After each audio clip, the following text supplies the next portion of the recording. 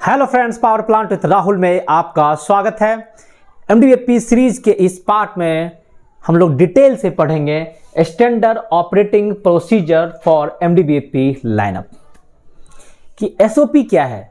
आपको एमडीबीएपी आपका stop condition में है और एमडीबीएपी को आपको लाइनअप करना है, एमडीबीएपी को स्टार्ट करना है, तो क्या उसका स्टैंडर्ड ऑपरेटिंग प्रोसीजर है जिसके तहत हम लोग डिटेल से पढ़ेंगे pre check to line up of MDBAP कि एमडीबीएपी को स्टार्ट करने से पहले एमडीबीएपी का लाइन अप आपको करना होता है और एमडीबीएपी को लाइन अप करने से पहले आपको क्या क्या चीज चेक करना होता है। ऐसे नहीं कि आप एमडीबीएपी का लाइन अप कर दिए, सक्शन वाल्व को आपने ओपन कर दिया। सक्शन वाल्व को ओपन करने से पहले आपको क्या क्या चीज देखना होता है, क्या क्या स्टेप फॉलो करना होता है, तो इसका मैं डिटेल से आपको इसमें बताऊंगा कि एमडीबीएपी का लाइन अप करने से पहले आपको क्या क्या चेक करना चाहिए। इसका मैं स्टेप वाइज डिटेल बताऊंगा कि क्या क्या आपको स्टेप करना है, इसके बाद ही आपको एमडीबीएपी का लाइन अप करना है। तो बड़ा ये इंपॉर्टेंट टॉपिक रहेगा और खास करके ऑपरेशनल इंजीनियर के लिए तो काफ़ी इंपॉर्टेंट टॉपिक है ये कि एमडीबीएपी का लाइन अप करना है, उससे पहले आपको क्या क्या चीज़ चेकअप करना है। सेकेंड है कि एमडीबीएपी फीलिंग प्रोसीजर कि जब आपने एमडीबीएपी का लाइन अप के पहले आपको जो जो चेक करना था आपने चेक कर लिया, आपने देखा ओके है, अब एमडीबीएपी को फीलिंग करना है, उसका फीड वाटर लाइन को फिल करना है। क्योंकि ये सेंट्रीफ्यूगल पंप है तो सेंट्रीफ्यूगल पंप को आपको क्या करना है कि उसका प्राइमिंग करना है। तो उसको कैसे प्राइमिंग करना है ना, उस लाइन में जितना भी एयर था, अभी तो लाइन खाली है तो वाटर आएगा तो एयर बबल को आपको निकालना है। तो इसका क्या प्रोसीजर है, इसका भी मैं आपको स्टेप वाइज बताऊंगा इसमें कि आपको एमडीबीएपी का फिलिंग प्रोसीजर में आपको क्या क्या स्टेप लेना है। एंड थर्ड जो इंपॉर्टेंट है कि स्टार्टअप प्रोसीजर। अपने एमडीबीएपी का लाइनअप के पहले प्री चेक भी कर लिया, एमडीबीएपी का फिलिंग प्रोसीजर भी आपने फुलफिल कर लिया, फिलिंग भी कर दिया आपने। इसके बाद आपको एमडीबीएपी को स्टार्ट करना है। तो एमडीबीएपी को स्टार्ट आपको कैसे करना है, उसमें आपको क्या क्या देखना है, तो सारा डिटेल में आपको इस पार्ट में बताऊंगा। हो सकता है ये पार्ट आपका थोड़ा लंबा रहेगा, तो इसलिए मैं इसको 3 पार्ट में बनाने का कोशिश करूंगा। फर्स्ट पार्ट में इसका pre check to lineup of MDBAP, इसको मैं देखूंगा स्टेप वाइज कि एमडीबीएपी को लाइनअप करने से पहले आपको क्या क्या चेक करना चाहिए, ये आपको फर्स्ट पार्ट में मिलेगा। सेकंड पार्ट में आपको एमडीबीएपी का फिलिंग प्रोसीजर क्या है कि एमडीबीएपी को आपने अब आपको लाइनअप करना है तो उसको आपको क्या क्या स्टेप लेना है। चलाने से पहले आपको उस फीड वाटर लाइन को फिल कर देना है, बूस्टर पंप का प्राइमिंग कर देना है, आपका बॉयलर फीड पंप को प्राइमिंग कर देना है। तो क्या कैसे आपको प्राइमिंग करना है, क्या किसका ड्रेन खोलना है, वेंट खोलना है, सब मैं आपको डिटेल इसमें बताऊंगा। एंड थर्ड पार्ट में आपका रहेगा स्टार्टअप प्रोसीजर ऑफ एमडीबीएपी। तो जरा ध्यानपूर्वक देखिएगा, तीनों पार्ट को देखिएगा और ये तीनों पार्ट आपके लिए काफ़ी इंपॉर्टेंट रहेगा, खास करके ऑपरेशनल इंजीनियर के लिए कि आपको ये डे टू डे बेसिस पे करना होता है और जितना भी डेस्क इंजीनियर सबको ये करना होता है। तो इसमें मैं स्टेप वाइज फुल डिटेल में बताऊंगा कि आपको एमडीबीएपी को लाइन अप करने से पहले क्या देखना है, फिलिंग प्रोसीजर में क्या करना है और स्टार्ट करने से पहले आपको क्या क्या देखना है और स्टार्ट के बाद आपको क्या देखना है। तो ध्यानपूर्वक इस वीडियो को देखिएगा, आपके लिए काफ़ी इन्फॉर्मेटिव रहेगा। और जो भी फ्रेंड्स अभी तक मेंबरशिप नहीं लिए हैं तो मेंबरशिप लें। मेंबरशिप लेने से आपको मेरा व्हाट्सएप नंबर मिल जाएगा और बहुत सारे फ्रेंड्स मेंबरशिप लेके हमसे जुड़ चुके हैं और उनको फ़ायदा मिल रहा है। तो मेंबरशिप ले, मेंबरशिप लेने के बाद चैनल के पोस्ट बटन पर जाएं, वहाँ पे आपको मैसेज मिलेगा, मेरा मोबाइल नंबर मिलेगा, आप वहाँ पे मोबाइल नंबर लेके आप मुझे पर्सनल मैसेज कर सकते हैं, ठीक है। और वीडियो अगर पसंद आए तो लाइक, सब्सक्राइब और शेयर करना ना भूलें। आइए इस वीडियो को स्टार्ट करते हैं।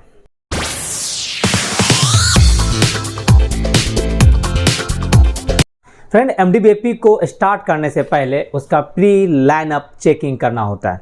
ऐसे नहीं कि आप इक्विपमेंट को चला दिए, चलाने से पहले आपको बहुत सारा क्लियरेंस लेना पड़ता है। फर्स्ट जैसे मैंने स्टेप वाइज यहाँ पे लिखा है कि pre check to lineup of MDBAP. MDBAP को लाइनअप करने से पहले आपको क्या क्या चेकिंग करना चाहिए। फर्स्ट है कि all work permit related to MDBAP, oil system and associated valves ETC should be closed. देखिए, जितना भी आपका वर्क परमिट हो, चाहे वो इलेक्ट्रिकल परमिट लिया हो या मैकेनिकल का परमिट हो या सीएनआई का परमिट हो, सारा परमिट उस एमडीबीएपी से रिलेटेड कंसर्न डिपार्टमेंट जो भी परमिट लिया है, सारा परमिट आपका क्लोज कंडीशन में होना चाहिए। उसका ऑयल सिस्टम का अगर परमिट है वो सारा क्लोज्ड होना चाहिए। वाल्व का अगर परमिट लिया है वो भी आपका क्लोज्ड होना चाहिए। तो MDBFP एंड उसका रिलेटेड जो एसोसिएटेड पार्ट है उस सारा का सारा permit from all the department should be closed होना चाहिए। इसके बाद इंश्योर करना है कि main and material should be removed from the pump and its surrounding area. आपका पंप लाइनअप करने से पहले जितना भी मटेरियल है, स्पेयर पार्ट्स है, आपका माइनिंग है, वो सब रिमूव्ड हो जाना चाहिए। मतलब चलाने से पहले आपका वहाँ पे कोई भी स्पेयर मटेरियल्स और माइनिंग नहीं होना चाहिए। इसको आपको इंश्योर कर लेना है। सेकेंड पॉइंट है कि deaerator level normal, that is the most important point, क्योंकि MDBFP आपका सक्शन कहाँ से लेता है? डिएरेटर से लेता है। तो डिएरेटर का लेवल आपका नॉर्मल होना चाहिए। अगर आपका नॉर्मल नहीं रहेगा तो स्टार्ट परमिशन भी नहीं देगा MDBFP का, क्योंकि MDBFP का स्टार्ट परमिशन में आपका डिएरेटर लेवल नॉर्मल होना चाहिए। ठीक है। थर्ड पॉइंट है कि at least 1 TGCW pump running होना चाहिए। देखिए आपका TGCW पंप 3 होता है, 2 pump are in service and 1 pump stand by condition में रहता है। तो MDBFP को चलाने से पहले, उसका लाइनअप करने से पहले आपको ये इंश्योर कर लेना है कि at least 1 TGCW pump should be in running condition. ठीक है। Lube oil and working oil cooler is charged from both oil side and water side. Friend आपका 2 टाइप का कूलर है जनरली आपका 0 मीटर पे ये रहता है। MDBFP अगर 8.5 मीटर पे है तो 0 मीटर पे आपका lube oil cooler and working oil cooler होता है। Lube oil cooler and working oil cooler क्या है? देखिए लूब ऑयल के लिए आपका AOP एक्चुअली ऑयल पंप रहता है जो कि मोटर ड्रिवेन AOP होता है, और एक आपका MOP होता है, मेन ऑयल पंप। तो AOP आपका मोटर ड्रिवेन होता है। जब आपका MDBFP शटडाउन कंडीशन में रहता है तो हम लोग AOP को चला के रखते हैं, और जैसे MDBFP स्टार्ट होता है और प्रेशर अगर 2.5 kg के आसपास लूब ऑयल प्रेशर आ जाता है तो आपका AOP कट आउट हो जाता है और MOP सर्विस में आ जाता है। तो MOP के लिए कोई अलग से मोटर का प्रोविजन नहीं रहता है। MOP जो है वो आपका जो हाइड्रोलिक कपलिंग का जो इनपुट शाफ्ट है, वो शाफ्ट जब रोटेट होता है with the help of the motor के शाफ्ट से आपका हाइड्रोलिक कपलिंग का इनपुट शाफ्ट रोटेट होता है, तो वहाँ पे आपका एक गियर रहता है, गियर के थ्रू आपका MOP का शाफ्ट रोटेट होता है। ठीक है। तो जब भी आपका MDBFP सर्विस में रहेगा MOP स्टार्ट हो जाता है। ठीक है। और जब MOP स्टार्ट होता है और वो एक सफिशिएंट ऑयल प्रेशर डेवलप कर लेता है तो आपका AOP कट आउट हो जाता है। तो ये उसके लिए अब ये लुब्रिकेशन ऑयल कहाँ कहाँ जाता है? तो जितना भी आपका बियरिंग सिस्टम्स है, चाहे वो बूस्टर पंप का हो, आपका गियर बॉक्स का हो, या हाइड्रोलिक कपलिंग का हो, या BFP का हो, जितना भी आपका लुब्रिकेशन सिस्टम है सब में आपका लूब ऑयल जाता है उसको बियरिंग को कूल करने के लिए। तो रनिंग कंडीशन में आपका बियरिंग का टेम्परेचर इंक्रीज होगा, उसका हीट ट्रांसफर होगा लूब ऑयल में। लूब ऑयल क्या होता है? लूब ऑयल कूलर में जाता है, कूलर अपना हीट ट्रांसफर करता है TGCW सिस्टम को। तो इसलिए आपका एटलीस्ट 1 TGCW पंप रनिंग होना चाहिए। तो क्यों रनिंग करते हैं इसका भी आंसर आपको जानना चाहिए कि आखिर हम लोग MDBFP चलाने से पहले TGCW क्यों सर्विस में रखते हैं। उसका मेन रीजन यही है कि TGCW का जो पानी होता है ये आपको लूब ऑयल कूलर में जाता है एंड वर्किंग ऑयल कूलर में जाता है। तो लूब ऑयल का टेम्परेचर को मेंटेन करने के लिए, वर्किंग ऑयल टेम्परेचर को मेंटेन करने के लिए आपका एटलीस्ट 1 TGCW पंप सर्विस में होना चाहिए। वर्किंग ऑयल कूलर क्या है? तो आपका एक WOP होता है, वर्किंग ऑयल पंप होता है, जो कि आपका इनपुट शाफ्ट के साथ गियर के थ्रू कनेक्टेड होता है। जैसे आपका MDBFP स्टार्ट होता है तो WOP भी रोटेट होने लगता है, और इसका मेन काम है आपका ऑयल के थ्रू BFP के स्पीड को रेगुलेट करना as per the condition of the load. आपका लोड का क्या डिमांड है, ड्रम लेवल का क्या रिक्वायरमेंट है, उसके हिसाब से BFP के जो आउटपुट शाफ्ट है, BFP का जो शाफ्ट है पंप शाफ्ट, उसके RPM को ये वेरी करता है। हम लोग डिटेल से हाइड्रोलिक कपलिंग में इसके बारे में पढ़ेंगे। तो वर्किंग ऑयल का टेम्परेचर जब इंक्रीज होता है तो इसके लिए टेम्परेचर को कंट्रोल करने के लिए आपका वर्किंग ऑयल कूलर होता है। तो उस कूलर में कहाँ से वाटर आएगा कूल करने के लिए? TGCW का। इसलिए TGCW पंप आपका सर्विस में होना चाहिए, क्योंकि आपको लूब ऑयल टेम्परेचर को मेंटेन करना है। वर्किंग ऑयल टेम्परेचर को अगर मेंटेन करना है तो आपको TGCW पंप सर्विस में होना चाहिए। ठीक है। फोर्थ पॉइंट है कि ACW पंप रनिंग, आपका एक्सिलरी कूलिंग वाटर पंप जो है वो रनिंग कंडीशन में होना चाहिए। तो भाई TGCW का तो समझ में आ गया, लेकिन ACW क्यों रनिंग कंडीशन में होना चाहिए? ठीक है। एक्सिलरी कूलिंग वाटर जो है इसका बड़ा इंपॉर्टेंट काम है। आप TGCW या SGCW सिस्टम में आप जाएंगे तो वहाँ पे आपका प्लेट टाइप हीट एक्सचेंजर होता है, PHE। जब आपका TGCW पंप का वाटर ब्लू ऑयल कूलर में आया या वर्किंग ऑयल कूलर में आया, तो इसका क्या काम है कि जो वर्किंग ऑयल का जो हीट है उसको ये एब्जॉर्ब कर लेता है through the shell and tube type heat exchanger, वहाँ पे रहता है। लूब ऑयल कूलर में गया तो लूब ऑयल का जो टेम्परेचर इंक्रीज होता है लूब ऑयल का, उसके हीट को ये एब्जॉर्ब कर लेता है through the heat shell and tube type heat exchanger. तो इससे क्या हुआ कि आपका जो हीट था वो अल्टीमेट कहाँ ट्रांसफर हो गया, TGCW वाटर में। अब TGCW वाटर को तो कूल करना पड़ेगा क्योंकि वो तो क्लोज साइकिल में मूव करता है, तो TGCW को भी तो हमको ठंडा करना पड़ेगा ताकि नेक्स्ट टाइम फिर से वो कोल्ड वाटर कूलर में जाए और लूब ऑयल का हीट ले। तो अगर हम TGCW वाटर को कूल नहीं करेंगे तो फिर वो बार बार तो हीट ले ही नहीं पाएगा, अल्टीमेट आपका टेम्परेचर बढ़ता चला जाएगा लूब ऑयल का और वर्किंग ऑयल का। तो अब क्या है कि TGCW वाटर को कूल करना है, तो उसको कूल करेंगे किससे, एक्सोडिक कूलिंग वाटर से। ये आपका प्लेट टाइप हीट एक्सचेंजर में जाता है, ACW का वाटर जाता है, TGCW का वाटर जाता है और वहां से आपका हीट ट्रांसफर होता है। तो प्लेट टाइप हीट एक्सचेंजर किस प्रकार से वर्क करता है इसका मैंने डिटेल वीडियो अपलोड कर दिया है, आप हमारे चैनल में जाएं और वहां पे आपको ये वीडियो मिल जाएगा, ठीक है। तो इसलिए आपका ACW पंप रनिंग कंडीशन में होना चाहिए। तो सबसे पहले हमको ACW पंप चलाना है, तब जाके TGCW पंप चलाना है, ठीक है। तो समझ में आ गया कि ACW पंप हम लोग क्यों स्टार्ट करते हैं। फिफ्थ पॉइंट है कि suction valve, discharge valve and IBB are in closed condition. बड़ा इंपॉर्टेंट स्टेप है फ्रेंड्स कि MDBFP का सक्शन वाल्व जो आपका आइसोलेटिंग मैनुअल आइसोलेटिंग वाल्व रहता है वो आपका क्लोज कंडीशन में होना चाहिए, ठीक है। डिस्चार्ज वाल्व और उसके IBB का पावर ब्लॉक होना चाहिए और क्लोज कंडीशन में होना चाहिए।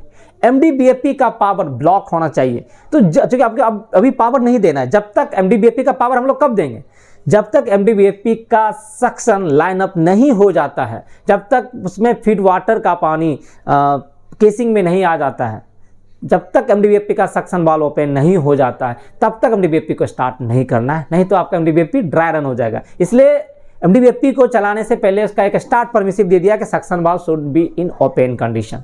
स्टार्ट परमिसिव इसलिए दिया जाता है कि आप अगर गलती करें तब भी आपको गलती होने के लिए ना दे, ठीक है। तो suction valve, discharge valve and उसका बेबी क्लोज कंडीशन में है होना चाहिए।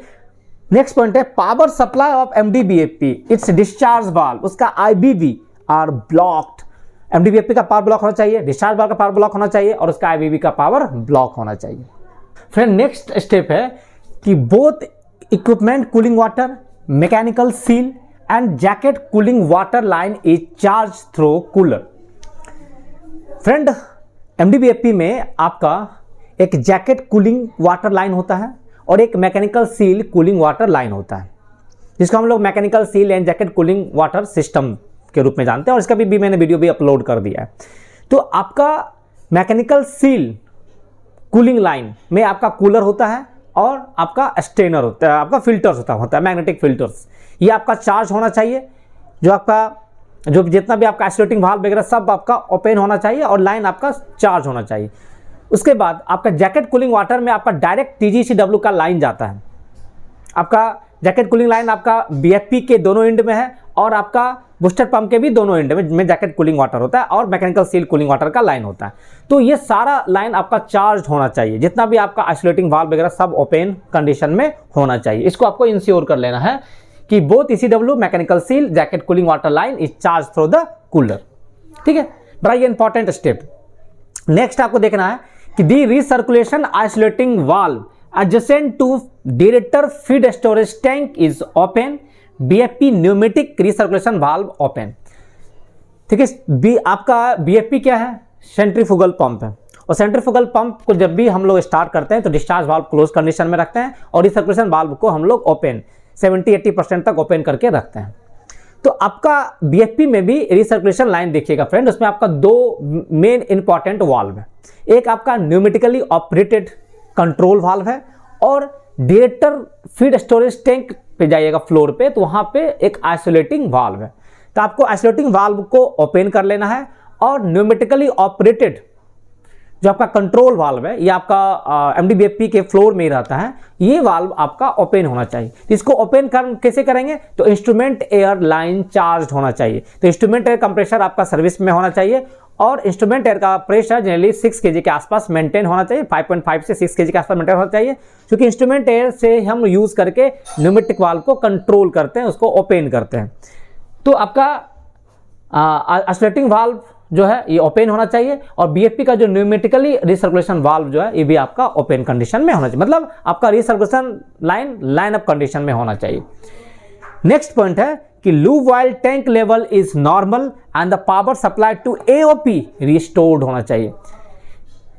क्योंकि आपका एओपी एमडीबीएफपी को चलाने से पहले आपको उसका सक्शन वाल्व को ओपन करने से पहले आपका एओपी स्टार्ट कंडीशन में होना चाहिए। तो हम लोग एक का एओपी का लाइनअप देख लेंगे कि आपका लूब वाइल टैंक लेवल आपका नॉर्मल है कि नहीं, हाइड्रोलिक कपलिंग का हम लोग लेवल देखेंगे, उसका लेवल आपका 20-30% के आसपास है कि नहीं, उसको देख लेंगे। उसमें आपका एक ऑयल गेज रहता है, तो मिनिमम और मैक्सिमम के बीच में आपको रखना है उसका लेवल, ऑयल का लेवल, क्योंकि वहीं से आपका एमओपी शक करता है, डब्ल्यूओपी भी शक करता है और एओपी भी शक करता है, सारा ऑयल आपका एक ही रहता है। तो एओपी आपका मेन इंपॉर्टेंट पंप है और उसको सक्शन वाल्व को ओपन करने से पहले आपका एओपी को हमको स्टार्ट कर लेना है। तो देखना है कि एओपी का पावर स्टोर है कि नहीं और लूब वाइल टैंक लेवल आपका नॉर्मल है कि नहीं, इसको हमको इंश्योर कर लेना है। नेक्स्ट पॉइंट है कि सक्शन स्टेनर जो होता है आपका एक बास्केट टाइप स्टेनर होता है, एक कॉनिकल स्टेनर होता है। बास्केट स्टेनर कहाँ रहता है, तो डायरेक्टर से जो आपका सक्शन बूस्टर पंप में जाता है तो वहां पे आपका एक स्टेनर लाइन होता है, जिसको हम लोग बास्केट स्टेनर कहते हैं। और जब बीएफपी बूस्टर पंप का जो डिस्चार्ज लाइन, जो वही लाइन आपका बीएफपी का सक्शन लाइन कहते हैं, उस लाइन में आपका कॉनिकल स्टेनर होता है जो कि आपका हॉरिजॉन्टल टाइप होता है। तो इसका आपका वेंट क्रैक ओपन होना चाहिए, दोनों स्टेनर का वेंट आपका क्रैक ओपन होना चाहिए। आपका स्टेनर का वेंट क्लोज होना चाहिए। आपका बास्केट स्टेनर का भी आपका ड्रेन जब भी आप लाइन फिल करते हैं तो ड्रेन आपको बंद रखना है, वेंट को क्रैक ओपन कर लेना है। तो चूंकि आपको लाइनअप कर रहे हैं तो जितना भी आपका सक्शन स्टेनर है, चाहे वो बास्केट स्टेनर हो या कॉनिकल स्टेनर हो, इसका ड्रेन आपका क्लोज कंडीशन में होना चाहिए और वेंट को आपको क्रैक ओपन कर लेना है। देखिए बड़ा इंपॉर्टेंट स्टेप है कि कहाँ का आपको वेंट ओपन करना है। तो आपको सक्शन स्टेनर का वेंट ओपन कर लेना है, बूस्टर पंप का जो केसिंग वेंट होता है इसको भी आपको क्रैक ओपन कर लेना है, मेन पंप का केसिंग वेंट होता है इसको भी आपको क्रैक ओपन कर लेना है, सुपर हीटर स्प्रे लाइन का वेंट होता है इसको भी आपको ओपन कर लेना है, रीहीट स्प्रे का भी वेंट होता है इसको भी आपको क्रैक ओपन कर लेना है। बड़ा इंपॉर्टेंट स्टेप है ये कि सक्शन स्टेनर का वेंट को क्रैक ओपन करना है, बूस्टर पंप के वेंट को क्रैक ओपन कर लेना है, आपका मेन बॉयलर फीड पंप है उसका भी केसिंग वेंट को क्रैक ओपन कर लेना, सुपर हीटर स्प्रे को उसके वेंट को क्रैक ओपन कर लेना और हीट स्प्रे के वेंट को भी क्रैक ओपन कर लेना है। And all instrument systems of pressure, temperature and the vibration probe related to MDBFP should be in healthy condition. आपका जहां भी एमडीबीएफपी सिस्टम में आपका वाइब्रेशन प्रोब लगा हुआ है, टेम्परेचर गेज लगा हुआ है, टेम्परेचर ट्रांसमीटर है, प्रेशर ट्रांसमीटर है, ये सारा आपका हेल्दी कंडीशन में होना चाहिए ताकि आपको से पता चलता रहे कि अभी एमडीबीएफपी का वाइब्रेशन कितना चल रहा है, टेम्परेचर कितना है, प्रेशर कितना है, वो आपका हेल्दी कंडीशन में होना चाहिए। एमडीबीएफपी का start permissive and protection system ये आपका हेल्दी कंडीशन में होना चाहिए। स्टार्ट पर आपका परमिसिव सिस्टम और फिर प्रोटेक्शन लॉजिक वो आपका एक्टिव कंडीशन में होना चाहिए।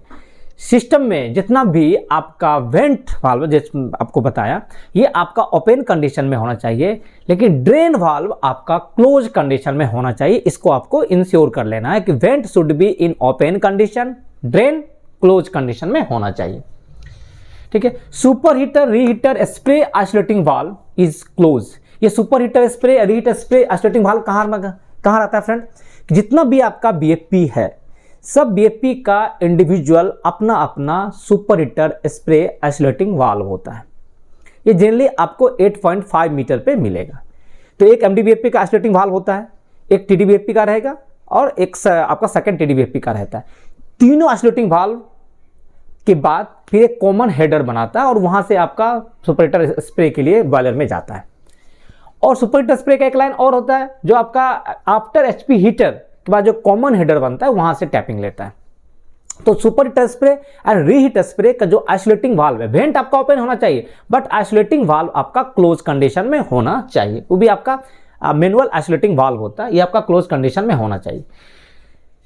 नेक्स्ट पॉइंट है कि motorised valve of motor cooler is closed end motorised cooler isolating valve is open.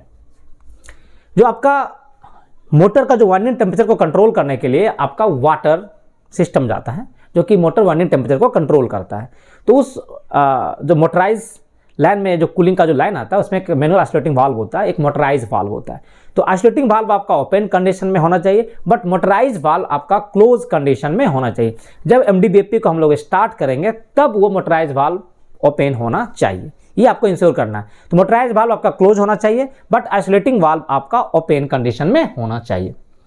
Next point है कि CEP जो आपका कंडेंसेट एक्सट्रैक्शन पंप जो होता है ये आपका सर्विस में होना चाहिए और condensate line is charged up to deaerator. बड़ा इंपॉर्टेंट स्टेप है फ्रेंड कि BFP को चार्ज करने से पहले, BFP को लाइन अप करने से पहले आपका CP एंड कंडेंसेट सिस्टम को चार्ज करना पड़ता है। CP आपका एटलीस्ट एक CP आपका सर्विस में होना चाहिए और जो आपका कंडेंसेट लाइन जो है up to the deaerator charge condition में होना चाहिए। आपका उस रास्ते में जितना भी आपका मोटराइज वाल्व है, आइसोलेटिंग वाल्व है, वो आपका लाइनअप कंडीशन में होना चाहिए। डायरेक्टर कंट्रोल स्टेशन आपका लाइनअप कंडीशन में होना चाहिए। SP हीटर आपका LP हीटर 1 2 3 ये सब होता हुआ आपका डायरेक्टर में जो वाटर आता है कंडेंसेट वाटर, ये आपका लाइन थ्रू होना चाहिए कि अगर डायरेक्टर का लेवल कभी अगर डाउन होता है तो आप वहां से वाटर ले सकते हैं डायरेक्टर में। तो इसलिए आपका CEP सर्विस में होना चाहिए और कंडेंसेट लाइन आपका charged up to the deaerator होना चाहिए। All feed control station valve is in close condition. Feed control station valve कहां पे रहता है फ्रेंड? तो आफ्टर HP हीटर, जब HP heater 5A 5B 6A 6B और एक उसका बाईपास लाइन होता है, एक आपका 100% बाईपास लाइन होता है, एक आपका 50% बाईपास लाइन होता है। तो ये सारा लाइन जब मिलके एक कॉमन हेडर बनाता है, फिर कॉमन हेडर बनाने के बाद आपका फीड कंट्रोल स्टेशन में वो लाइन आता है। फीड कंट्रोल स्टेशन में देखिएगा फ्रेंड, उसका वहाँ पे दो ब्रांच होता है, एक आपका लो फ्लो लाइन होता है, एक हाई फ्लो लाइन होता है। लो फ्लो लाइन में देखिएगा आपका एक न्यूमेटिकली कंट्रोल वाल्व होता है, उसके आगे और पीछे मोटराइज वाल्व होता है और उसका एक IBB होता है। तो जनरली उसका नंबरिंग है आपका FDV 13, 14 एंड 15। तो FDV 13 मोटराइज वाल्व होता है, उसका एक IBB होता है। फिर आपका FDV 15 मोटराइज वाल्व और उसका IBB होता है और FDV 14 जो होता है वो आपका न्यूमेटिकली ऑपरेटेड वाल्व होता है। इसलिए MDBFP को लाइन अप करने से पहले आपका इंस्ट्रूमेंट लाइन चार्ज होना चाहिए, इंस्ट्रूमेंट एयर का प्रेशर हेल्दी कंडीशन में होना चाहिए, सफिशिएंट प्रेशर होना चाहिए। और उसका एक बाईपास लाइन होता है जिसमें आपका मोटराइज वाल्व होता है, वो आपका पावर हेल्दी हो बट वो सारा वाल्व आपका क्लोज कंडीशन में होना चाहिए। मतलब फीड कंट्रोल स्टेशन में जितना भी वाल्व है सब आपका क्लोज कंडीशन में होना चाहिए। इसके बाद है कि all drain valves of HP heaters and feed water header is closed. जितना भी ड्रेन है, ड्रेन जैसे आपका HP हीटर का ड्रेन होता है, आपका कहीं कहीं फीड वाटर हेडर का ड्रेन होता है, वो सारा ड्रेन आपका क्लोज कंडीशन में होना चाहिए। आपका इंश्योर करना है कि वेंट वाल्व इन फीड वाटर हेडर में जो आपका वेंट वाल्व होता है ये क्रैक ओपन होना चाहिए। HP हीटर वाटर बॉक्स का ओपन होना चाहिए। जो आपका जितना भी HP हीटर है सब में देखिएगा कि आपका बॉक्स में एक आपका वेंट लाइन होता है, वो आपका क्रैक ओपन कर लेना है। तो आपको ड्रेन वाल्व जितना भी है आपका फीड वाटर में वो क्लोज होना चाहिए और जितना भी आपका वेंट वाल्व है सबको क्रैक ओपन कंडीशन में होना चाहिए। तो friend, standard operating procedure for MDBFP lineup के फर्स्ट पार्ट में आपने डिटेल से देखा कि pre check to lineup of MDBFP। इसमें मैंने आपको स्टेप वाइज बताया क्या क्या आपको स्टेप्स देखना होता है MDBFP को लाइनअप करने से पहले। तो वीडियो देखने के बाद अगर आपके मन में कुछ भी अगर डाउट रहा हो तो जरूर कमेंट करें, मैं आपको उसमें रिप्लाई दूंगा। वीडियो अगर पसंद आए तो लाइक, सब्सक्राइब और शेयर करना ना भूलें। Thank you.